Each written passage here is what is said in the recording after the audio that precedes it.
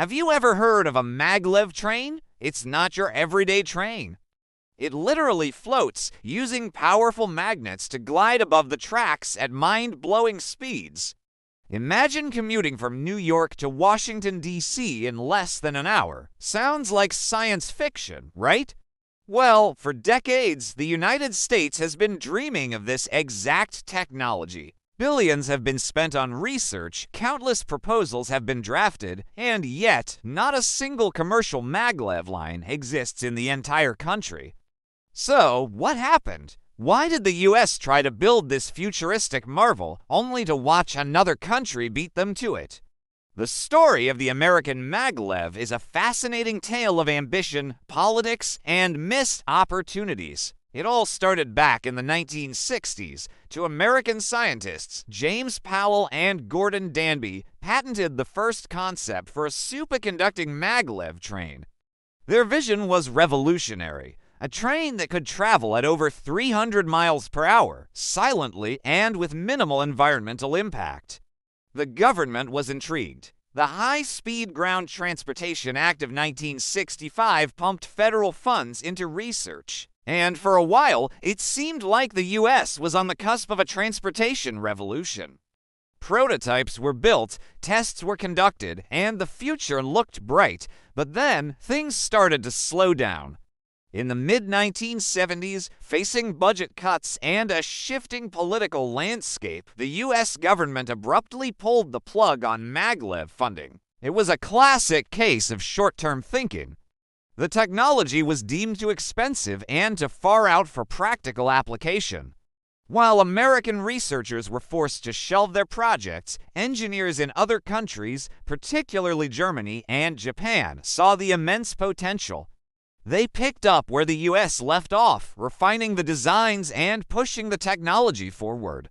For the next 2 decades, the American maglev dream lay dormant. Then, in the 1990s, there was a resurgence of interest. The idea was to build a maglev line connecting major cities, with projects proposed for places like Pittsburgh, Las Vegas to Southern California, and the Baltimore-Washington corridor. It felt like a second chance. The government even launched the maglev deployment program, promising to help fund a winning project. But once again, the dream hit a wall of reality. The costs were staggering. A proposed 40-mile line from Baltimore to D.C. was estimated to cost over $5 billion. That's more than $100 million per mile. This sticker shock, combined with political infighting, not in my backyard opposition from communities along the proposed routes, and debates over which technology to use, the German system or the Japanese system, created a perfect storm of paralysis. Projects got bogged down in endless environmental reviews and feasibility studies. Years turned into decades, and not a single inch of commercial track was ever laid. The grand vision of a high-speed magnetic railway crisscrossing America remained just that, a vision. So, while the U.S. was stuck in this cycle of planning and canceling, what was happening elsewhere? Let's fast forward to 2004 in Shanghai, China. While American politicians were still debating, Shanghai opened the world's first and, to this day, fastest commercial maglev system. The Shanghai Transrapid connects Pudong International Airport to the city center, a journey of about 19 miles. And how long does it take? Just over 7 minutes. The train reaches a top speed of 268 miles per hour. That's not a test speed, that's its daily operational speed. Think about that. For almost 2 decades, millions of passengers have experienced a technology that America invented but failed to build. The Shanghai maglev isn't a futuristic prototype. It's a reliable, everyday piece of public infrastructure. It's a powerful symbol of how quickly things can change. China saw the potential, made a decisive investment, and executed the project with incredible speed. They built their entire line in just a couple of years, a time frame that in the U.S. would barely be enough to complete the initial paperwork. The contrast is stark. The U.S. had the initial idea, the patents, and the early lead. But China had the political will, the long-term vision, and the ability to mobilize resources on a massive scale. They weren't afraid of the huge upfront cost because they understood the long-term economic and symbolic benefits of having such advanced technology. It was a statement to the world that they were a leader in innovation and infrastructure. Now, this isn't just about trains. The maglev story is a classic example of a larger pattern. It highlights the challenges the United States faces in building large-scale, transformative infrastructure projects.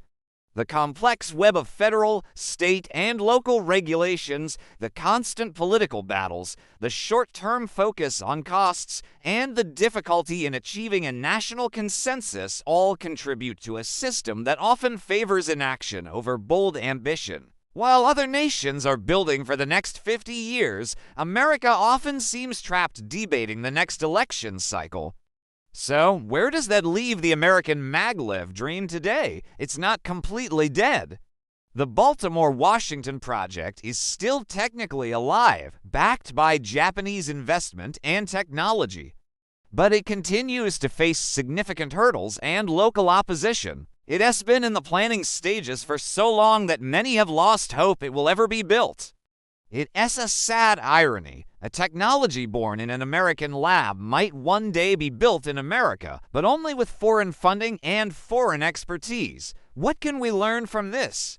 It's a reminder that having a great idea is only the first step. Execution is everything. Innovation isn't just about invention, it's about having the courage, the investment, and the national will to turn bold ideas into reality. The floating trains of Shanghai are a daily reminder of a future that America dreamed of, but another country built. It poses a tough question for the U.S. Can it overcome its internal obstacles to once again lead the world in building the next generation of incredible things? Or will it be content to watch from the sidelines as others bring its best ideas to life? The story of the maglev is a powerful lesson for any nation. It shows that technological leadership is not a birthright. It has to be earned and, more importantly, maintained through bold action and unwavering vision.